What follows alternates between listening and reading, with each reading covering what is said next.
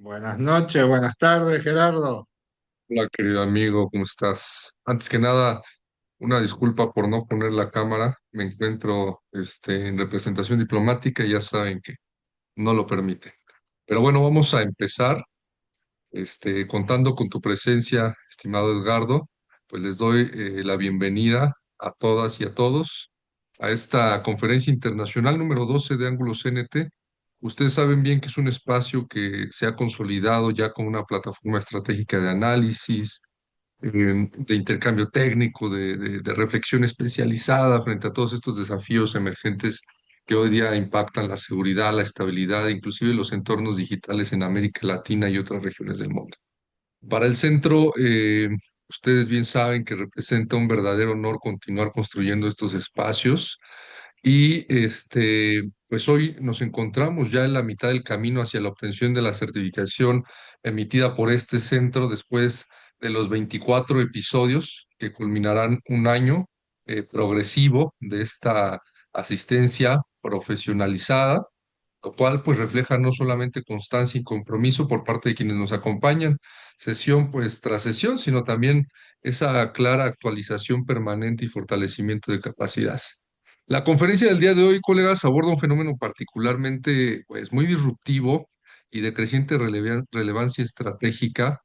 La denominación viene desde nuestro especialista muy reconocido en todo el Cono Sur, en Europa, en América Central y Norteamérica, y tiene que ver con la identidad parasitaria en cuestión de desinformación y manipulación digital en América Latina.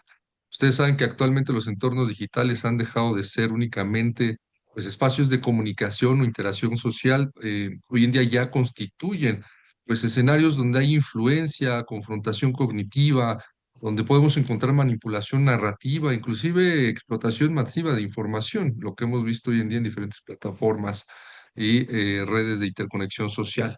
Y entonces aquí confluyen los actores criminales, extremistas, económicos, políticos e incluso estructuras híbridas que pueden intervenir en percepciones sociales, que alteran nuestras dinámicas institucionales e incluso esos procesos democráticos, políticos, y van generando la polarización o influencia en ecosistemas completos. Por ello es un privilegio el día de hoy, colegas, contar con la participación de Edgardo Glavinci, que es pues uno de nuestros mayores especialistas en el tema, y por eso me voy a permitir leer su semblanza y ahora sí pues darle continuidad a su ponencia. Edgardo Gavinci es director ejecutivo de la Fundación Sherman Kent, delegado de Coladca International y miembro experto de la Global Initiative Against International Organization Crime. Aportó más de 20 años de experiencia en el análisis estratégico y la gestión de políticas de seguridad. Su trabajo se centra en desarrollar soluciones colaborativas que fortalezcan las capacidades de organizaciones y gobiernos frente al crimen organizado, el quebrantamiento de la ley y los desafíos a la seguridad nacional y global. Con competencias en análisis de inteligencia, gestión de proyectos y planificación estratégica, ayuda a transformar datos complejos en decisiones efectivas. Su enfoque está en diseñar estrategias prácticas e innovadoras que impulsen la prevención y mitigación de riesgos, siempre con el objetivo de construir entornos más seguros y resilientes. Y aunado a lo anterior, es alianza estratégica de este centro de excelencia para el cono sur de nuestro continente. Bienvenido, Edgardo, es todo tuyo el auditorio. Bueno, buenas noches, buenas tardes, buenos días, como me han enseñado los nativos digitales en la utilización de esta herramienta. Estamos en una plataforma de Zoom, lo que posibilita no solo estar cerca, pero también estar lejos. Y esto es uno de los primeros dilemas. La tecnología nos permite acercarnos, el globo terráqueo, esa gran casa que tenemos, se ha tornado muy pequeña, pero las relaciones humanas y la construcción de información, y sobre todo en base al lenguaje, se han tornado muy lejanas. Cualquiera sabrá que más del 80% de lo que comunicamos es lenguaje corporal. Y también sabrán que todos, porque lo hacemos todos, cuando estamos frente a una cámara, un micrófono o alguna de estas tecnologías de comunicación, somos lo que se denomina políticamente correctos. Entonces el lenguaje corporal es contenido, es administrado, salvo en algunas ocasiones que ha pasado en nuestro, sobre todo en nuestros países de América Latina, con algunos representantes específicamente, los cuales no han tenido estos cuidados y han salido algunas cuestiones que no corresponden. Pero con esto lo que quiero decir es que es sin duda un tema, la información o lo que entendemos por información, hoy se ha tornado un activo estratégico, si bien siempre lo fue. Yo me gusta tomar como ejemplo lo que todos conocemos, yo soy creyente, para aquellos que no lo son también, pero es la Biblia, o el Corán o la Torá, vamos a cualquiera de los tres libros. Es una transmisión de información de generación en generación. Pero bueno, vale primero los saludos para el doctor Gerardo Noche Cerón con esta iniciativa del CNT. La verdad, no porque sea un gran profesional y amigo y que le tengo mucha estima, pero una muy buena iniciativa. Se está viendo en sus impactos, se está viendo en sus intervenciones, pero sobre todo, y no porque esté acá presente, se está viendo en acciones concretas, en políticas concretas e intervenciones concretas que podemos ir haciendo el seguimiento y creo que en cualquier medición de impacto es más que positivo. Saludar también a todo el equipo del CNT, sé que están muy abocados en fortalecerlo, en ampliarlo, en dar soluciones. Felicito, porque es como que tengo varias camisetas, pero a los amigos de CISEC, la Comunidad Internacional de Inteligencia, de la cual también soy parte, que hace poco han hecho un gran lanzamiento junto al CNT de un observatorio iberoamericano. Conectar América Latina con otros lugares como ser Europa o el mundo anglosajón, el norte, es creo que el camino. Pero también es el camino conectar el sur con el sur, porque si algo tenemos en particular, y en desgracia, digamos, es que a los Samara, conmigo pueden charlar, ahora voy a poner la presentación, pero mientras nos vamos presentando veo la mano levantada de Samara Barrios. No sé si quieres hacer alguna consulta. Bueno, no, se hizo un clic nada más. Esto sucede en estas plataformas. Les decía, una de las grandes vulnerabilidades o fortalezas, depende de dónde se lo observe, a trabajar y a construir o a eliminar, si lo tomamos como una vulnerabilidad, es la escasa conformación o la mínima conformación o establecimiento de este tipo de centros donde generemos comunidad entre todos los miembros de América Latina. Somos países que nos conocemos, somos países por naturaleza cooperantes, somos países que hemos sido parte de conquistas, o sea, y tenemos muchas cuestiones en común. Por ahí en la Argentina, yo en este momento estoy en Buenos Aires, en la República Argentina, nosotros somos un poco con alguna particularidad porque somos como una mezcla de todas las etnias y las colectividades, pero eso también nos lleva a que seamos siempre un país de frontera abierta y América Latina es una tierra de fronteras abiertas. Y eso tiene que ser, creo que en la academia, en el análisis y en el abordaje de las cuestiones, en este caso en los que nos compete, que son la agenda de seguridad en su particularidad, en la agenda de amenaza y riesgo, creo que también hay que generar comunidad, generar conocimiento propio desde nosotros. Acá se van a enojar mis amigos y colegas muchas veces, sobre todo europeos. A ellos no les gusta que nosotros le digamos o le querramos enseñar. Y a veces veo y he participado de análisis muy buenos, pero que se nota que muchas veces no conocen nuestra historia, no conocen nuestra cultura o no la han vivido. Y esto ahora lo van a ver, ahora me voy adentrando en la charla, esto tiene sus particularidades, tenemos nuestra especificidad, pero sobre todo tenemos una idiosincrasia que muchas veces nos cuesta expresar y ser entendidos. Y acá voy, y acá viene la queja, me voy enojando con gente. Acá voy al tema sobre todo de la academia, que es de donde yo provengo, la baja producción, y también me hago cargo de material, de conocimiento, etcétera, etcétera. Hay una nueva generación que veo que está aportando y que tiene otra lógica, pero creo que a mi generación, yo ya tengo 49 años, es algo que adeudamos y en demasía. Bueno, y acá viene el tema, adeudamos entonces, desinformarnos es mucho más sencillo para cualquier actor que desinformar por ahí a un adolescente, aunque nosotros tengamos el sesgo de que el adolescente está desinformado, viviendo una realidad ficticia, y nosotros somos los que tenemos la verdad.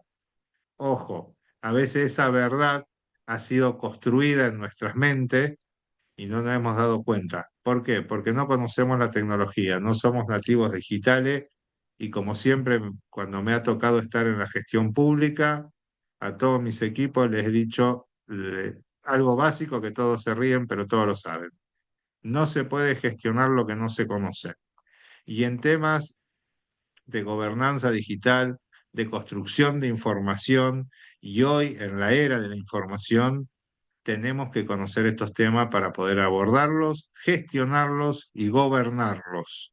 Esto no quiere decir prohibirlos. Que ahora vamos a ver un ejemplo de uno de los países que tomó este camino. Y creo que es el camino más fácil en el primer momento, el más complejo de solucionar en un mediano o largo plazo. El prohibicionismo ha logrado efectos secundarios muy severos y terciarizando otros efectos que luego ya no teníamos un problema. Habíamos generado de un único problema varios problemas.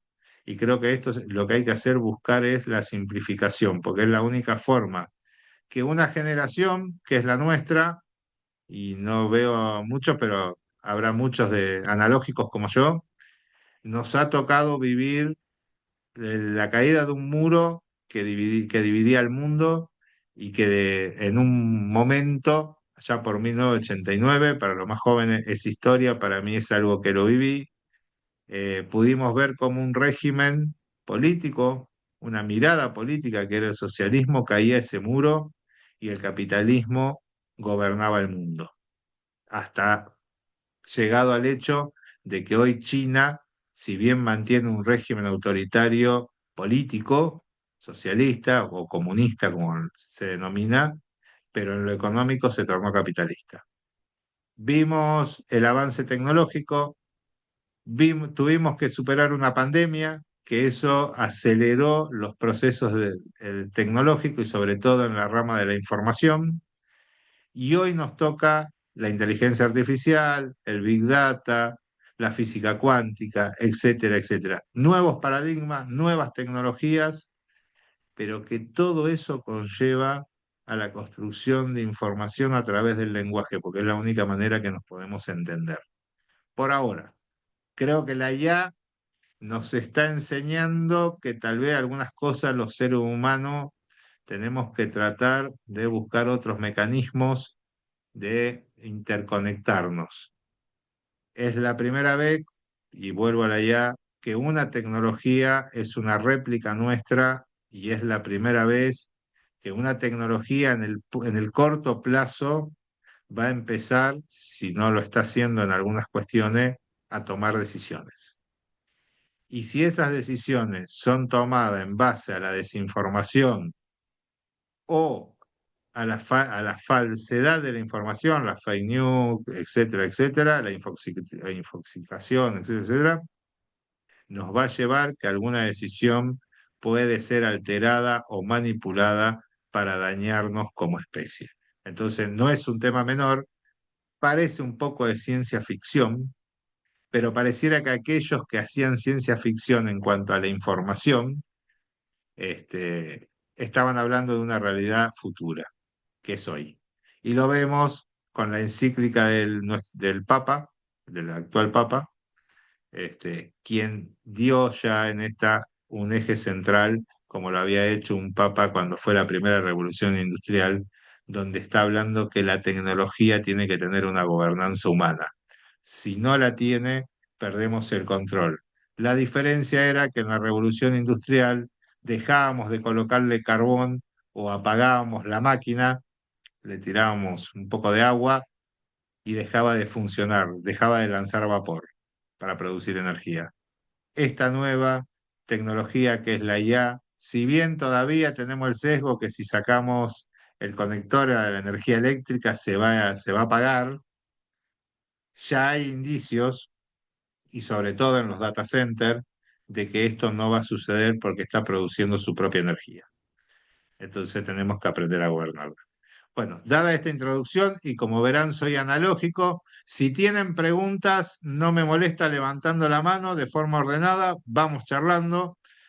Tampoco me gusta hacer la típica clase que también los más jóvenes me han enseñado que no es bueno y la gente no presta atención y termina desinformándose, valga la apreciación. Les voy a compartir, es simplemente una presentación, después se la subo, la van a tener disponible. Déjenme ver cuál es la que tengo que compartir. Vamos a compartir esta, a ver si la están viendo, pero tuve un problema. La compartí, estaba muy atrás. Ahí estamos. ¿Lo ven bien? ¿Me puede alguien avisar? ¿Tengo algún problema? Sí, se Sí, visualiza se bien. ve bien. Sí, sí, se ve bien. Muy bien. Y la segunda parte que no les pregunté, ¿me escuchan bien? Sí, Fuerte y fuerte. claro. Afirma. Muy bien, todo bien. Muy, Perfecto. muy bien, Se le perfecto. escucha perfecto. Como verán, estoy con un archivo PDF e inmediatamente la IA me propuso hacer un resumen porque dijo, usted es un señor mayor que ha hecho una presentación muy larga, entonces resumamos. En eso de resumir, que lo vieron recién, que es automático, todos estamos usando ya. Esta presentación la desarrollé con Node.ulm. Algunos colegas no les gusta esta cuestión porque pareciera que otro hace su trabajo, pero son herramientas que están entrenadas, son herramientas que hoy permiten administrar el tiempo y ganar tiempo. Ahora, lo que no podemos permitir es no curar lo que está produciendo. Como hace un instante le dije que no haga el resumen, que yo me voy a dedicar a eso. Y esto es justamente la entidad parasitaria. Antes, la utilización de una herramienta había que colocarla. Por ejemplo, para hacer un resumen en Acrobat React que estoy utilizando, lo que es la plataforma que ustedes están viendo, el famoso Adobe que conocemos todos, para hacer alguna acción, si, primero uno tenía que tener la licencia. Cuestión uno, que no todos la teníamos, entonces había un montón de herramientas que aparecían, pero no las podíamos usar.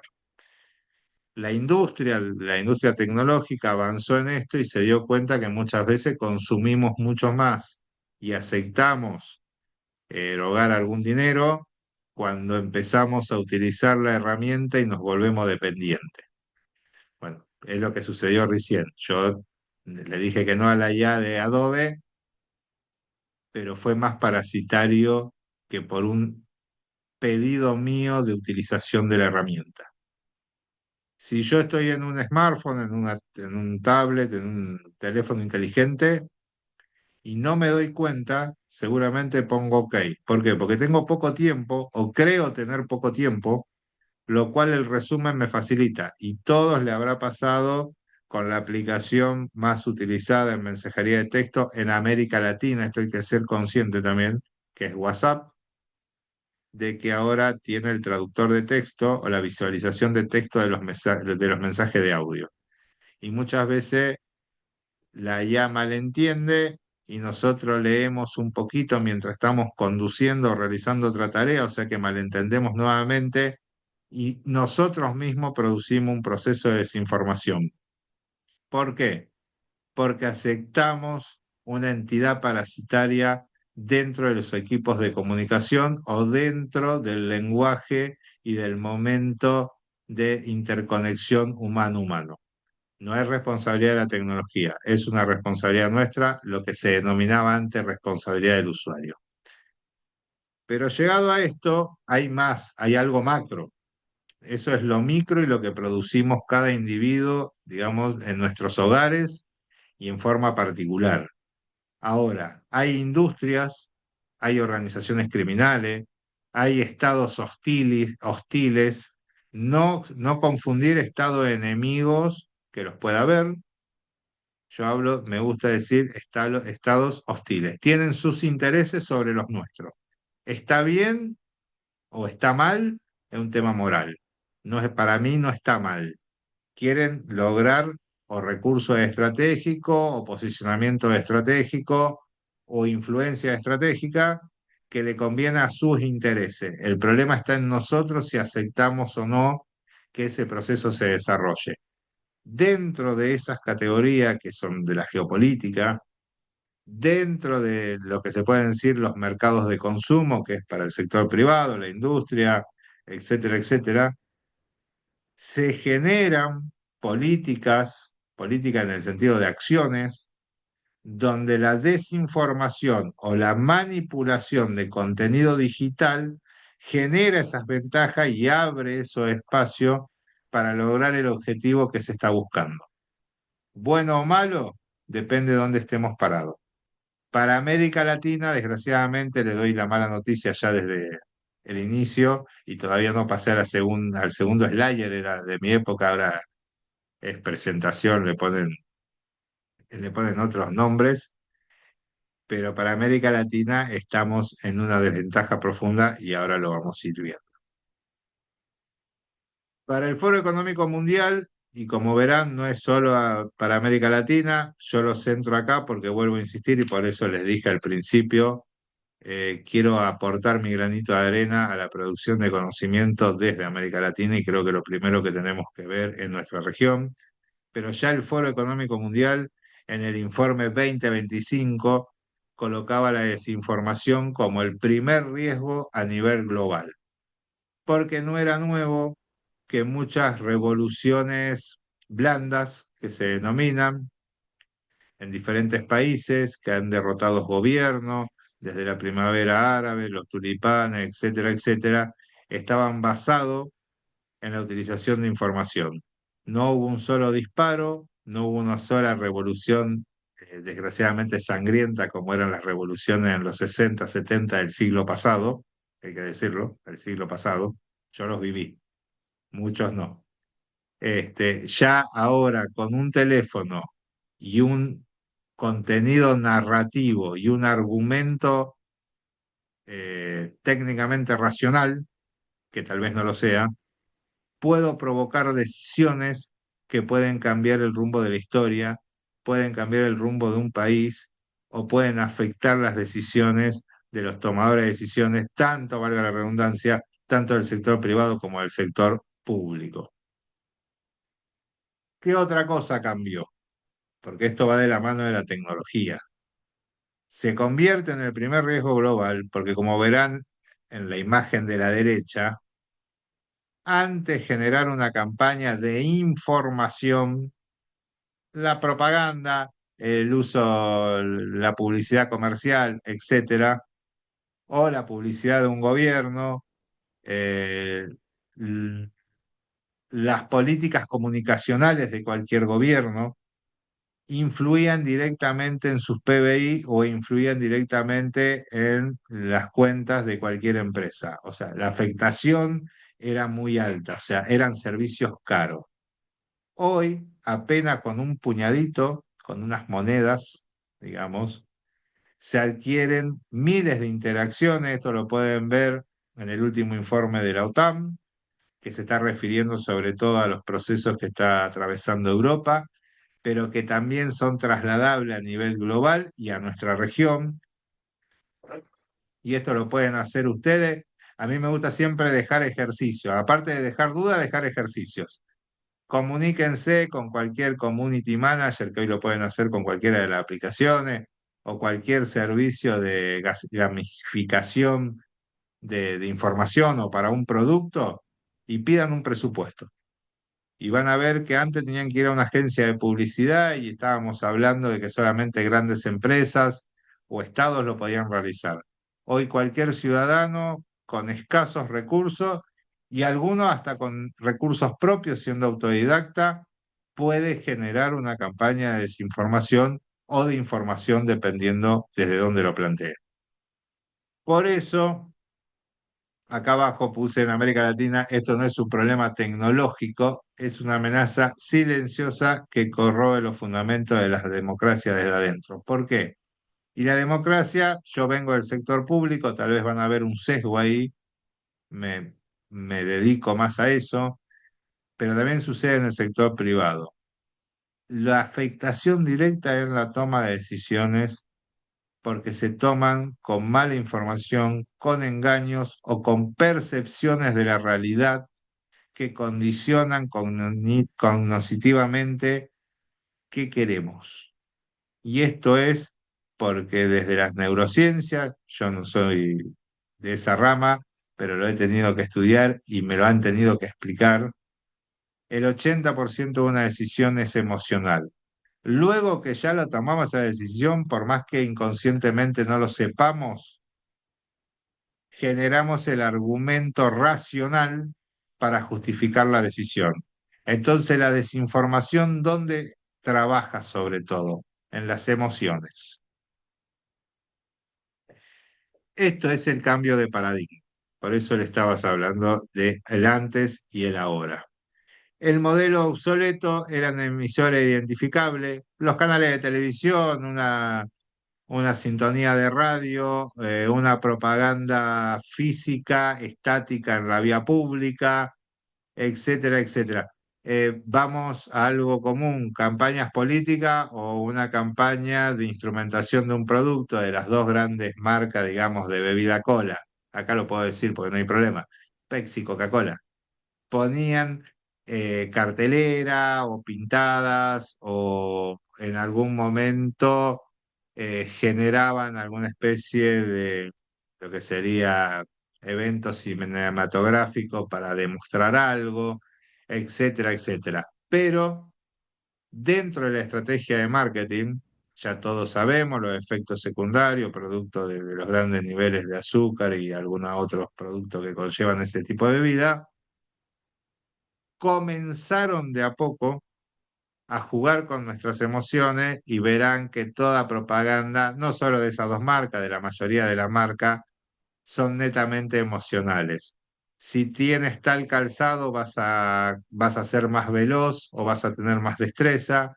Si tomas tal bebida, vas a estar despierto más tiempo o vas a tener más energía para desarrollar tus actividades. Si consumes ciertas fragancias o utilizas ciertas fragancias, seguramente la pareja o esa persona que buscas que se acerca a tu vida, hay más probabilidades, etcétera, etcétera. O sea, todo básicamente emocional. Y ese es el cambio en el paradigma del uso de la información, porque pasa a ser una entidad parasitaria que no está concentrada en un lugar, no es un canal de televisión, no es una productora, no es una radio, no es un canal único. Está, perdón, alguien se quedó con el micrófono, no, venimos bien. Está descentralizada, está mimetizada dentro de la vida misma, de los procesos mismos, pero está direccionada. Y esto es una infiltración orgánica muy puntual, una mimetización con el sentimiento o la emoción que justo se enclava o encaja en ese momento, lo que hace que la red se altere. Esto parece complejo de entender. Se los paso, digamos, al español antiguo, como me gusta decir, con un ejemplo.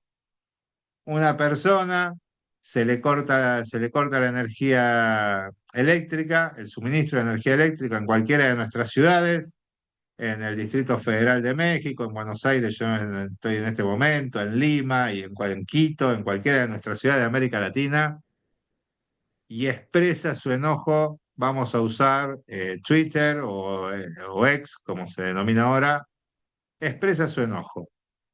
Aparece otro usuario, el cual le dice, a mí me sucede lo mismo y estoy en otra ciudad, en Londres.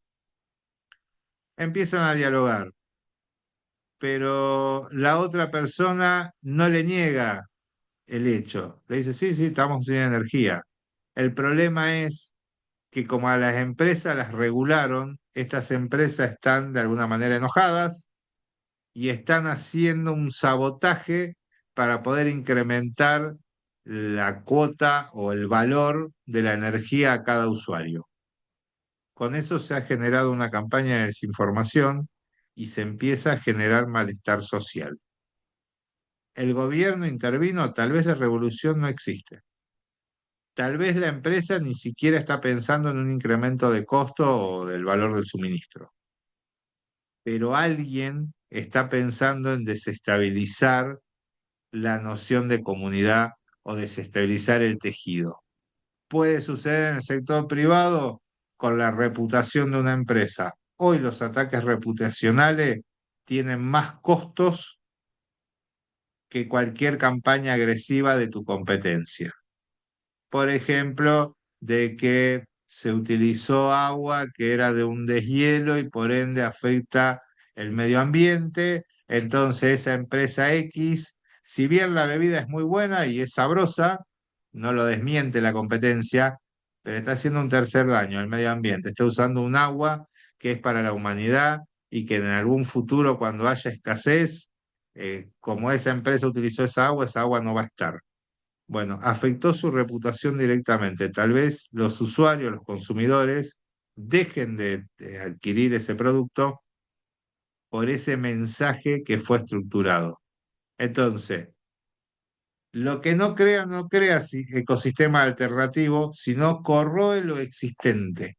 Busca trabajar en lo real, porque si no, y esto es algo viejo en la humanidad, cualquier mentira tiene que tener un viso de realidad. Antes se discutía si era el 20 o el 30 y sobre todo en los sectores de inteligencia donde se trabaja con información y se produce algún tipo de información, se discutía este porcentaje. Existe una mimetización conversacional, simula un comportamiento humano auténtico, porque ese mensaje, como le explicaba por el corte del suministro de energía eléctrica, simuló ser un humano con las mismas propiedades. Ahora, en el siglo XXI, en este momento, ahora que estamos hablando, tenemos un segundo problema. No solo ya es un humano que puede estar desinformando, puede ser una IA. Y si fuese una IA, el comportamiento es tan similar al humano que tenemos ahora un doble problema. Tenemos que saber si la campaña de desinformación está producida por seres humanos o por la propia tecnología. ¿Esto qué genera? Que distorsiona los algoritmos, porque a su vez, si dos personas están diciendo que en Londres y en México, Buenos Aires, Quito, donde quieran, hay un problema del suministro por una regulación del Estado, pero en realidad es un boicot de la empresa porque quiere incrementar los costos, esto lo que genera es un tráfico. ¿Por qué? Porque mucha gente se va a sumar diciendo, ah, acá sucede lo mismo.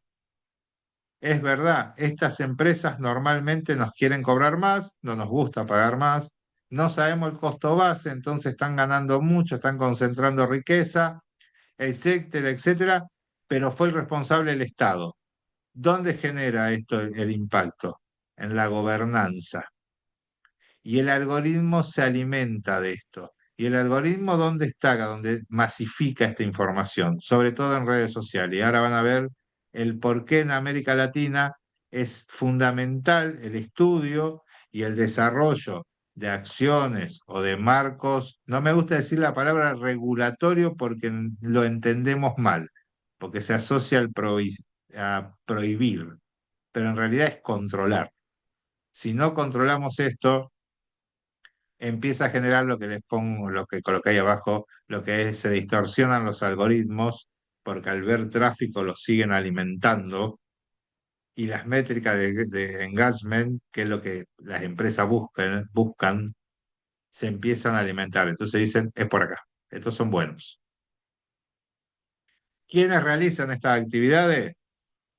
No solo, vuelvo a repetir, actores públicos, sino también privados, y no solo actores relacionados a gobierno o a regímenes hostiles, sino también pueden ser organizaciones criminales.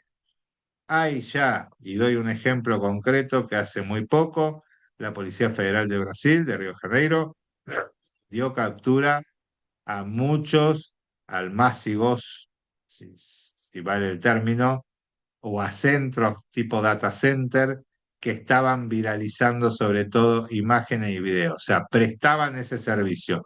¿De quiénes eran estos servidores o el desarrollo de estos servicios? Del PCC, del Primer Comando Capital, una de las organizaciones criminales más desarrolladas en América Latina y de alta peligrosidad.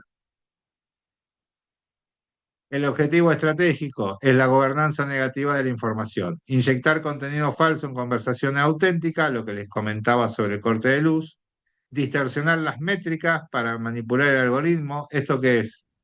Al tener flujo, al eh, poder medir de que este diálogo sobre esta problemática tiene impacto, el algoritmo lo potencia. ¿Vieron cuando ustedes buscan algo? Vamos a Instagram, que creo que la mayoría deben tener. Cuando ustedes buscan un producto, no sé si quieren ir de vacaciones, bueno, de golpe empiezan a aparecer un montón de promociones. Dentro de las promociones, ustedes hacen clic automáticamente sin mirar a los que les gusta y esa búsqueda se va refinando hasta que en un momento le oferta exactamente lo que necesitan, pero de varias empresas. Bueno, eso es porque se empieza a distorsionar la métrica y se empieza a manipular el algoritmo. En ese caso, de una forma, si se quiere, lícita, porque es una forma de comercializar un servicio, pero también puede ser una forma de desinformar con algún objetivo ilícito o ilegítimo, porque si es para derrotar un gobierno puede ser ilegítimo, si es contra una marca o un producto puede ser ilegal. Erosionar la confianza en instituciones y hechos verificables, lo que le decía, erosionan la confianza sobre gobierno, erosionan el término de verdad. ¿Es verdad o no? Vieron que hoy tenemos problemas ya hasta con las imágenes. ¿Es o no es? Con los audios, porque hay replicación de voz. ¿Es o no es la persona? Bueno, esto está conllevando a que algunos países tomen algunas medidas, pero en realidad es como un colador, que podemos controlar el entorno, pero por las perforaciones, por los agujeritos, sigue fluyendo.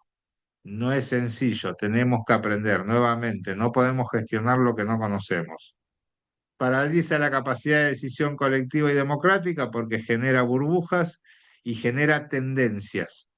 Entonces, el ágora, el lugar donde discutíamos todo, que puede ser un espacio público, vamos a una plaza, un espacio verde, etcétera, etcétera, se eliminó por la pantalla. Y esa es la otra gran herramienta de estos procesos de desinformación, es que estamos muchísimo tiempo. Si ponen cualquier apps que son gratuitas, tienen propagandas, para medir el uso de pantalla, en América Latina estamos en un promedio de entre 6 y 8 horas de consumos de pantalla permanente. Esto que conlleva que generamos nuestra burbuja y empezamos a creer cosas o a creer que hemos visto o vivido cuestiones que en realidad no lo son. El objetivo no es el control total, sino la máxima entropía. Esto quiere decir encerrarnos en una realidad que nosotros podamos justificar como la verdad. Vuelvo al principio, la emoción domina y empezamos a generar los argumentos necesarios, sobre todo lo pueden ver con las teorías de conspiración, que muchas veces son apasionantes. Yo también, como decimos en Argentina, me engancho o me sumo o me subo. ¿Pero por qué? Porque son apasionantes emocionalmente. Entonces después empezamos a buscar de alguna manera la racionalidad, el argumento racional, el argumento técnico, científico, para justificar la existencia de eso, que en realidad lo que hace es una motivación emocional directamente. Y acá venimos más de lleno a lo que es América Latina, que también se los conté un poquito, me adelanté, spoileé, dirían los nuevos ciudadanos, los más jóvenes, de que tenemos una penetración digital muy alta. Fíjense el número de Brasil, con los números me gusta leerlo porque soy muy malo y no me gusta eso de la memoria. 144 millones de habitantes, 66% de la población está en redes sociales y en uso de, sobre todo, teléfonos. En México, más de 100 millones de teléfonos activos, no solo en cuestiones por comunicación de voz, sino en el uso de datos. Vamos a reducirlo al tema Internet y redes sociales. En Argentina hay más de un 80% de penetración activa. En un momento hubo más líneas telefónicas de aparatos de celulares o smartphone que habitantes. ¿Y esto qué nos habla? Que del otro lado tenemos fragilidades estructurales, no coyunturales, estructurales. Una alfabetización mediática muy baja, extremadamente baja. Si verán a nuestra generación, nos están por primera vez la generación que continúa, los más jóvenes nos están enseñando, pero no hay sistemas formales de enseñanza y esto genera que no haya resiliencia posible para contrastar estos procesos de desinformación, que genera una polarización crónica, la audiencia en burbujas, lo que se vio con la pandemia, que usábamos las burbujas para poder detener o administrar de alguna manera los contagios. Bueno, eso es lo que genera la red y por eso empezamos a aceptar y a validar los contenidos. ¿Por qué? Porque pensamos todo igual y si pensamos todo igual quiere decir que no estamos equivocados. La eliminación del disenso impide los consensos y al impedir los consensos, el que opina diferente a mí pasa de ser hostil a ser enemigo. Entonces trato de eliminar. Y la debilidad institucional, que es la dificultad para coordinar respuestas unificadas, sobre todo en la región. Y acá es donde también les quería aclarar, y algo les fui comentando, el tema de las plataformas y la simetría en los mecanismos de defensa, no defensa militar, sino de defensa nacional, sino de defensa ante esta realidad y ante esta situación. 87% del presupuesto global de moderación de, vamos a Facebook, hoy Meta, se destina a analizar y curar contenido en inglés. El idioma inglés es hablado, en realidad no alcanza el 12% de la población global. Hay algunos que discuten que es el 8, hay estudios que discuten que es el 12, tomemos el 12, pero igual es mínimo. En español, solamente el 9% de los recursos de Meta son utilizados hoy para curar la veracidad de la información. ¿Esto qué quiere decir? Que han dejado una puerta abierta para procesos de desinformación. Y no tengo nada en contra de Mark Zuckerman o de Meta, porque es una herramienta también, pero sí, esto es una decisión empresarial, porque nos deja desprotegidos. Y si sumamos a que Meta, y Meta no es solo Facebook, Meta es Instagram y es WhatsApp hoy en día. Y es la IA que está trabajando con Meta, que es de Meta, perdón. A esto le sumamos que eliminó su programa de fact-checking en 2025, que a nosotros nos transfiere una vulnerabilidad directa, ellos basados en el sistema legal anglosajón, priorizaron de cierta manera, el argumento no es malo, es que tener el fact-checking generaba una controversia con la idea de la libertad de expresión. Ahora este es el dilema. ¿Es libertad de expresión desinformar o infoxicar a poblaciones o a un individuo? Para el debate? TikTok tiene un 4% únicamente de algún mecanismo de advertencia o de control sobre noticias falsas, desinformación, infoxicación.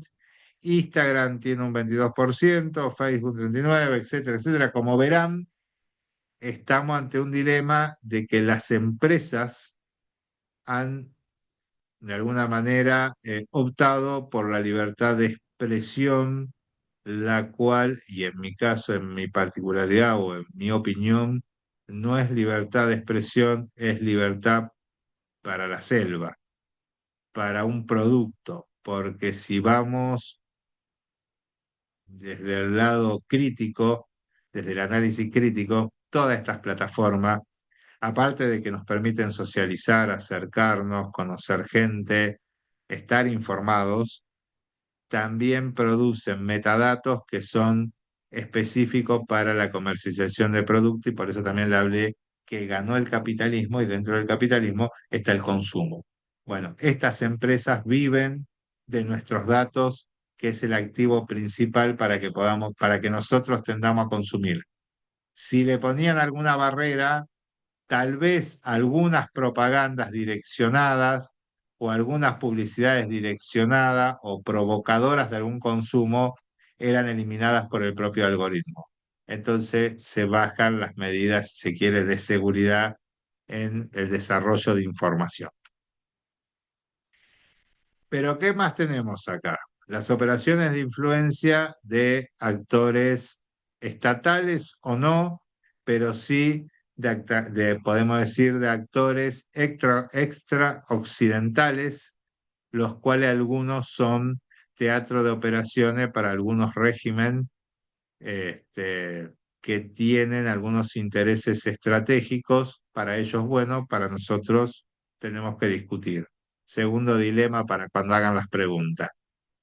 Este, algunos países, como puede ser Rusia, Irán, hoy que estamos ante este conflicto, insertan narrativas, generan entropía, apoyan intereses geopolíticos en nuestra región. ¿Dónde lo vemos? Un ejemplo chiquito, les doy la triple frontera acá en el sur, entre Argentina, Paraguay y la República Federal de Brasil, donde los enclaves de organizaciones terroristas están comprobados, y es más, el modelo occidental de seguridad y en este marco del escudo de seguridad para las Américas, se está puntualizando este punto, valga la redundancia, por ser un enclave de posibles, vuelvo a repetir, células terroristas con actividad en la región.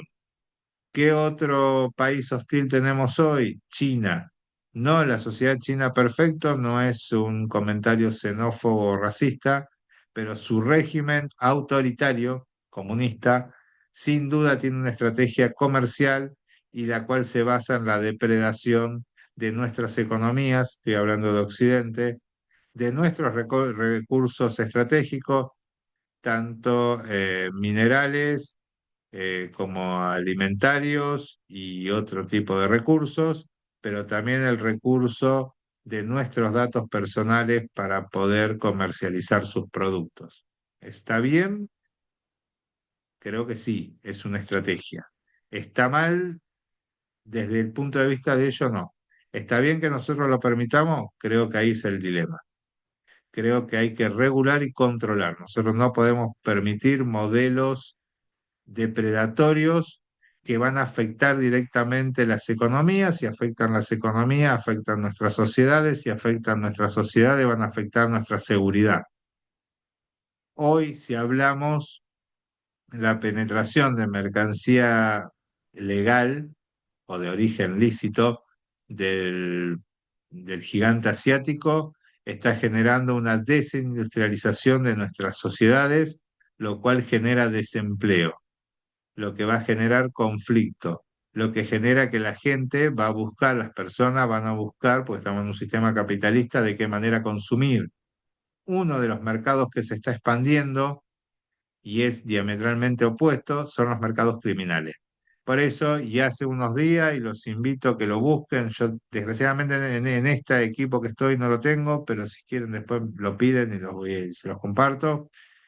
Un centro que hace estudios para la democracia en Europa generó un gran documento que colaboran muchos colegas muy destacados en la relación de la expansión del crimen organizado en relación a la injerencia del gigante asiático en su modelo de depredación del sistema o del modelo productivo occidental. ¿Debatible? Por supuesto. No quiero desinformar. Como verán, todo tiene que ser chequeado. O sea, hoy una de las grandes tareas humanas es chequear. Volvemos a tener el gran labor del curador de arte. ¿Qué hacía? No era el pintor, ¿no? No, o sea, tal vez no era Da Vinci, pero sí podía reconocer si Da Vinci había realizado esa obra o estaba ante una falsificación. Le hablé un poco de Rusia también, un posicionamiento informativo un poco más militarizado, con una idea más de penetración de poder real y no tanto de colonialismo o de producir una penetración comercial, sino de demostrar su capacidad militar y su capacidad defensiva, en este caso. Ellos trabajan con muchos productores de contenido para poder refrendar su modelo o su sistema de gobierno o su sistema social de convivencia. Hoy ya tienen 32 millones de vistas, o sea, de televidente o de personas que consumen su contenido en 18 países de nuestra región. 16 millones de seguidores en Facebook. ¿Esto a través de qué? De dos cadenas principales que producen contenido, que es la cadena RT y la cadena Sputnik. Muchos de los que están presentes, yo mismo suelo leer, ¿por qué? Porque hay que leer la otra parte también. También los nuestros también mienten y también desinforman. Entonces, muchas veces, para poder chequear información, es preferible tener una multifuente. La táctica de infiltración sobre todo se ha dado con el establecimiento de escuelas, se pueden decir, pero de sistemas de formación de periodistas. En México, en Argentina, en Colombia, en Venezuela se ha visto el desarrollo de mucha instancia de capacitación por medio de estas dos grandes cadenas, para sobre todo insertar alguna narrativa que no sea hostil a los intereses rusos. Eh, si chequean un poco, van a ir viendo cómo en cadenas netamente occidentales, o si se quiere, pro sistema occidental, o vamos más específico, pro estadounidense, van a ver que se empiezan a mechar noticias hablando, no sé si bien, pero ya no siendo hostil con el modelo ruso. También es verdad que desde la caída del muro de Berlín en el 89, por eso se los marcaba, hay una nueva realidad geopolítica y Rusia es una potencia más que discute en el modelo capitalista.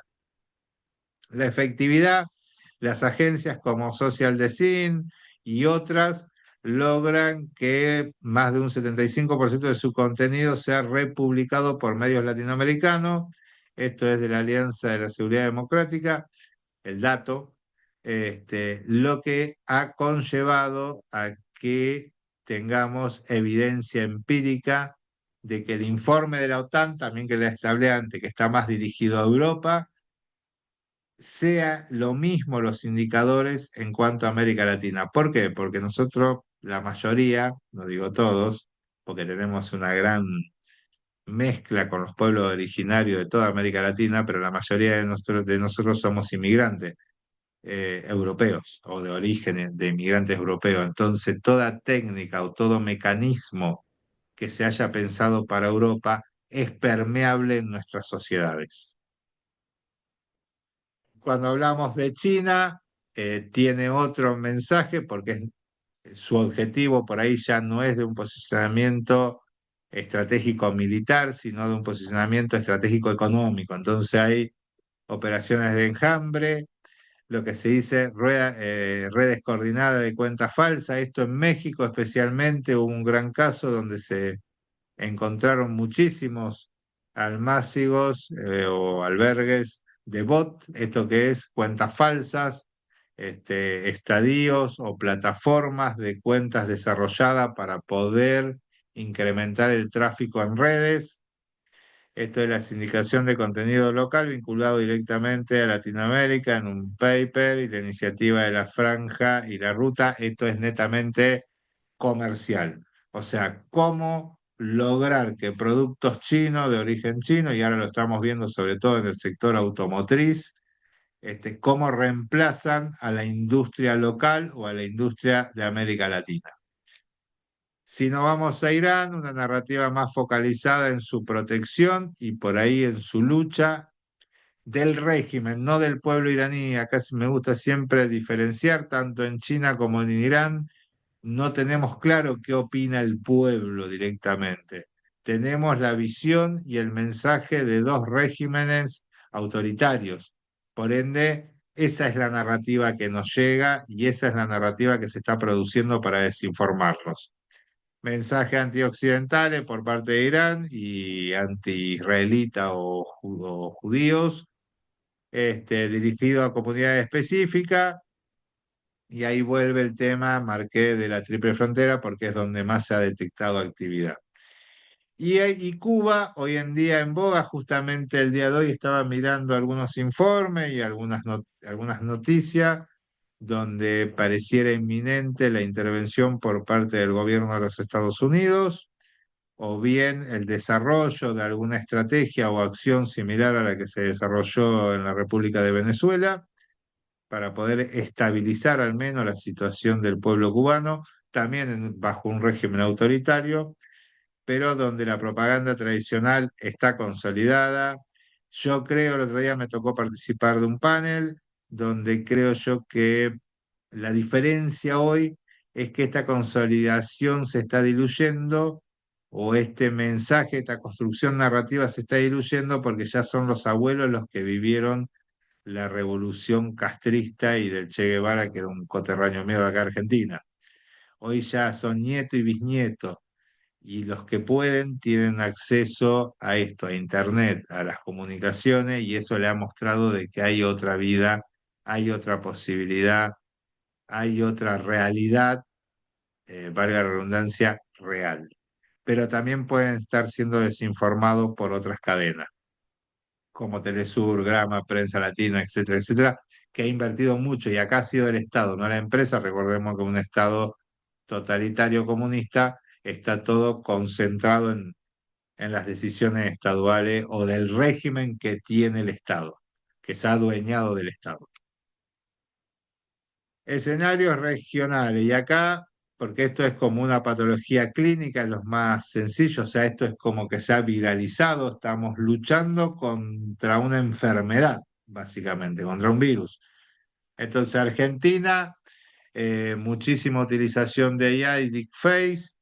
Esto fue sobre todo en el periodo electoral de 2025, si mal no recuerdo, como les dije, soy malo con las fechas, 2023, 2025, hasta el hecho de que en el pleno proceso electoral de elección de nuestras autoridades, se genera un video con el expresidente Mauricio Macri, de alguna manera propiciando que se votara a un candidato que estaba en la antípoda o que había sido opositor neto de sus ideas de gobierno.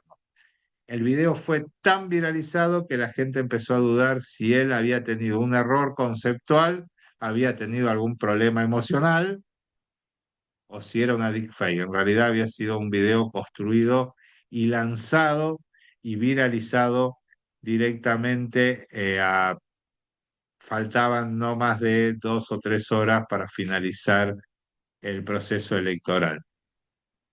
Alta polarización y ecosistema mediático fragmentado. Esto está sucediendo en casi la mayoría de nuestros países de América Latina, donde esta famosa grieta, le llamamos en Argentina, es polarización, dos modelos políticos o ideológicos y económicos enfrentados, lo que genera una fragmentación social total y una deslegitimación de los sistemas electorales, que esto lo estamos viendo recurrentemente en todos nuestros países, sobre todo con la intervención judicial de la mayoría de los resultados, o sea, la desconfianza en si hubo o no intervención o alguna manipulación en los resultados.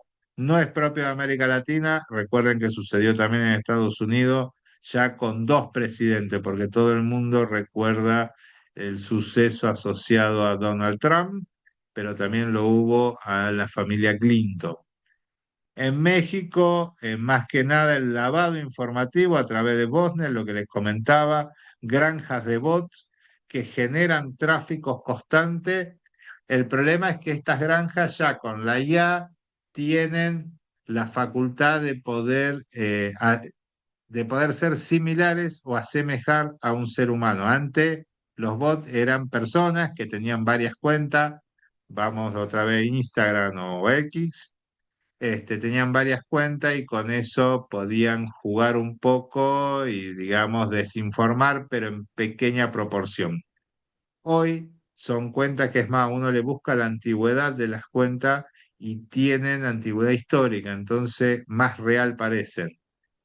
Coordinación transnacional encubierta, porque estas cuentas que se han encontrado, sobre todo en el caso México, han sido administradas y potenciadas por recursos de origen ruso, recursos legales y ilegales. Recordemos siempre que también se pueden utilizar este tipo de técnicas para, por ejemplo, phishing, falsificación de información o toma de decisiones estratégicas. También lo puede usar el crimen organizado.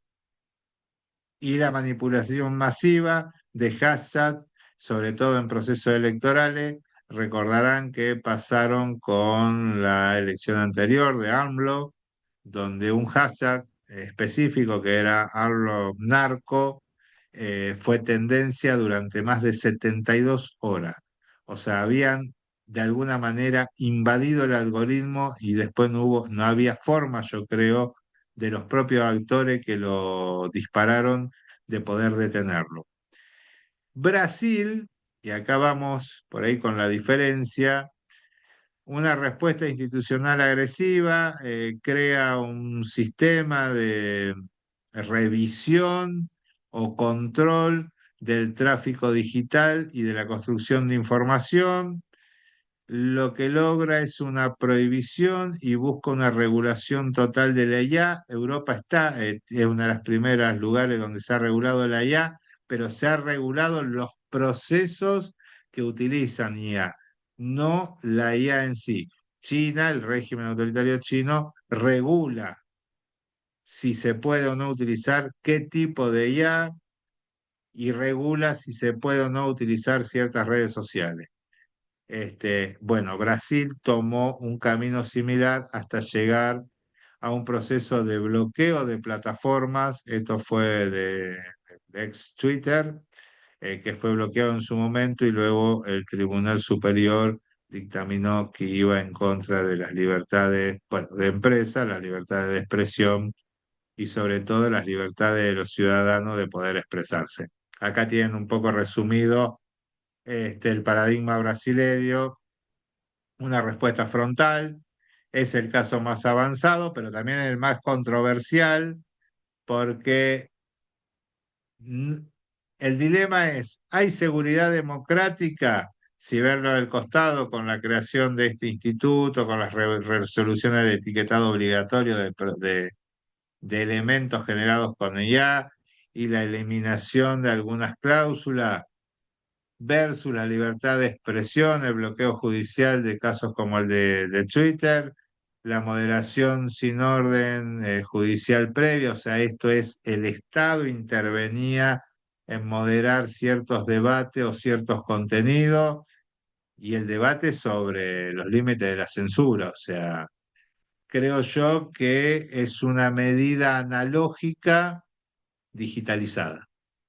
Y acá es, algunos estarán de acuerdo, otros no, creo que es el camino que hemos tomado o que ha tomado, me hago cargo, mi generación.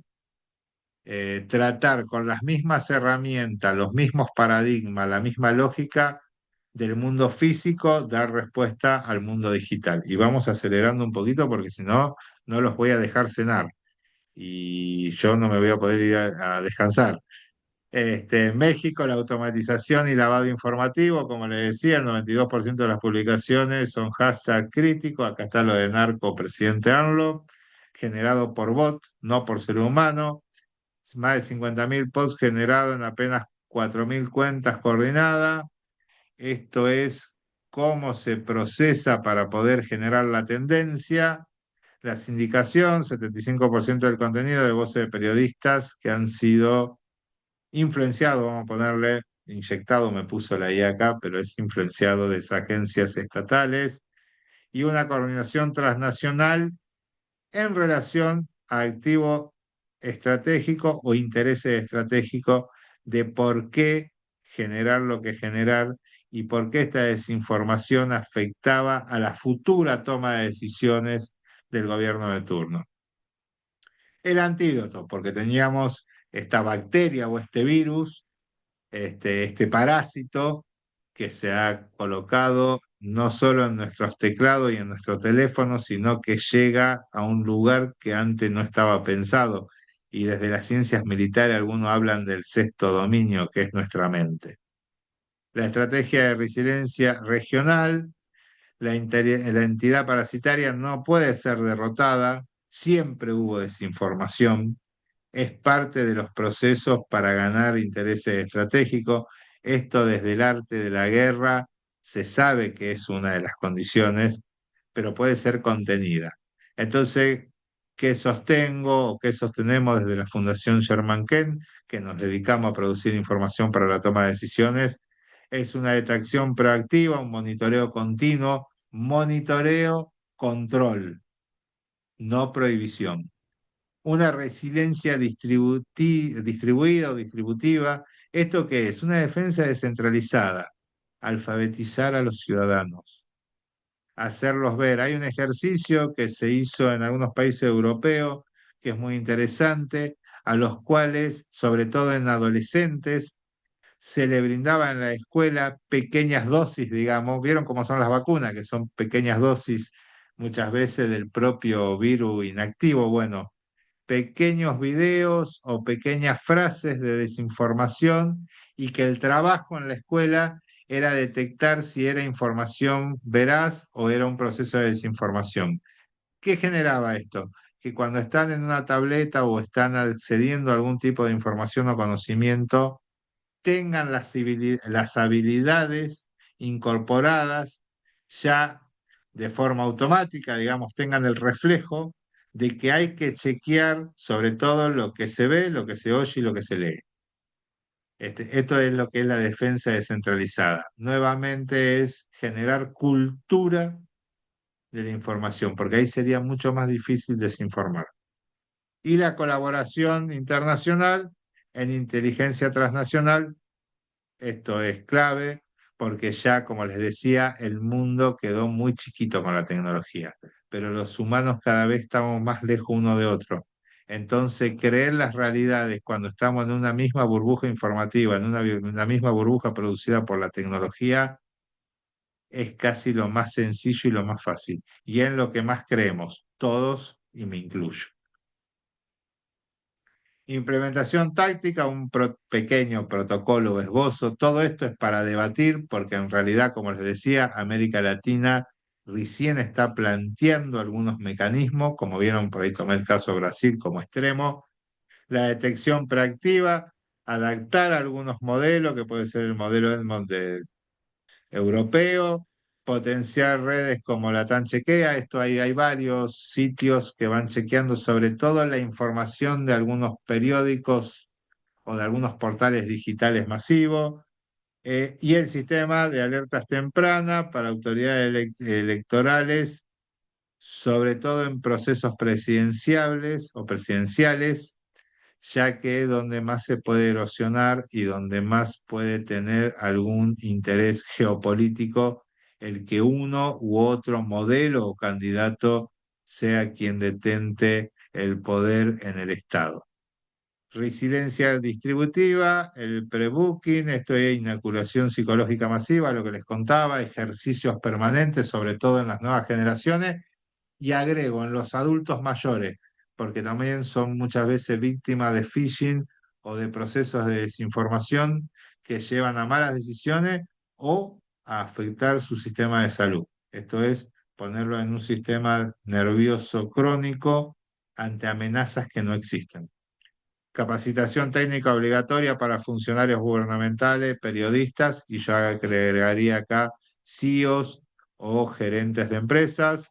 herramientas de autoverificación, hoy lo permite la tecnología. Lo que tenemos que lograr es que estas tecnologías no sean eh, colocadas como un costo o como herramientas que no me generan un valor. En realidad el valor lo generan a largo plazo. Vuelvo al ejemplo de la reputación y por eso le hablaba para el sector privado.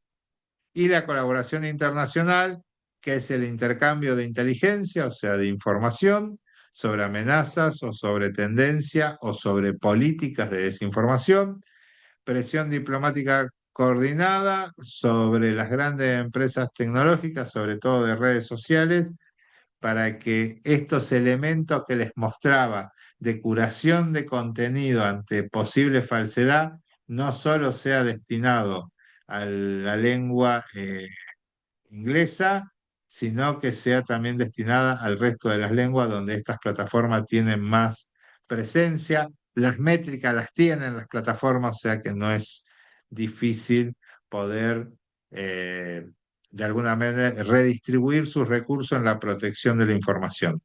Y estándares regionales de transparencia de la IA, esto es conocer los algoritmos y saber el diseño de los algoritmos. Esto es para otra charla y hay todo un debate sobre el diseño de algoritmos que estamos implementando en América Latina.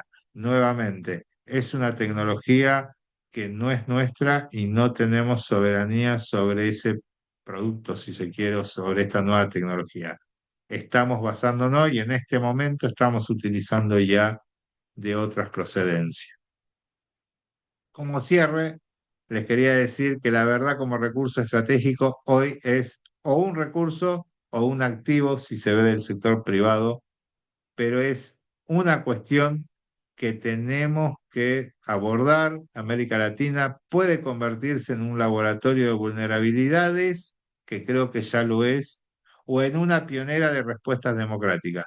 El tiempo de actuar es ahora, conocimiento para decidir, visión para anticipar, que es nuestro lema en Sherman Kent, en la Fundación Sherman Kent, y que espero que este gran pantallazo a gran velocidad no los haya cansado y quedo abierto a las preguntas, que es creo que acá justamente para poder estar informado y no tener, no consumir desinformación, lo primero que hay que hacer es preguntar y lo segundo, que es algo que hemos hecho durante toda nuestra existencia como seres humanos, es la sana duda. Dudar no es malo, nos protege de muchas cosas.